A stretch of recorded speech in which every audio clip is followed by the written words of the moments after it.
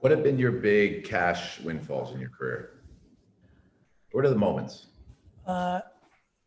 Empathy. When we sold Empathy to Constellation, that just recently happened. I sold 50% of Twitter stock a couple years after it went public, and I went as early there. Tumblr was a full cash event. Buddy Media was a full cash event when Salesforce bought it. Resi was a very, very, very big one for me because we owned and operated it. Tell me the life of Resi. Tell me that. Resi, I think, was a 5-year run from inception of me, Ben Leventhal, having dinner at a restaurant, a Michael White restaurant here on the Upper East Side, to Amex buying it. It was an open table, modern competitor.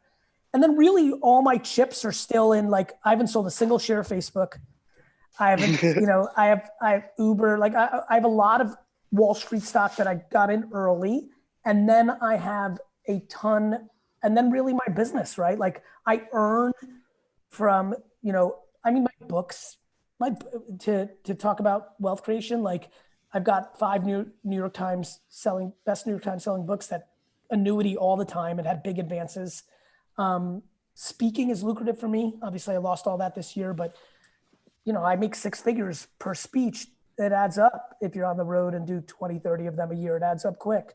So, but I'm still in the place where I'm building this conglomerate, my Viacom, my WPP, whatever you want to call it, my real wealth, my Jets thing is going to come from the fact that I built VaynerX and then I started companies like Empathy in them, or I bought things like K-Swiss. If I buy, I hope to get to the scale one day where I'm buying things that look like Puma and like Chuck and like Oreos, like major, like I'm hoping to be buying, maybe those two are too big, but I'm looking to buy hopefully in the next decade, I'll buy something for 630 and make headlines and then sell it for 7.3 or take it public billion, like that's how I see my world, replicating the K-Swiss.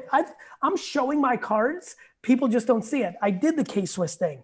I did the Empathy thing. Literally in the last 48 months, I have rebuffered a nostalgic brand that dominated in the 80s and made it contemporary and started something from scratch and created a 9-figure potential exit through a transaction. I say potential because we got 8, but I got an earn out that can get me there. And so I'm showing my cards. I just hope that it's not gonna be K-Swiss and Empathy.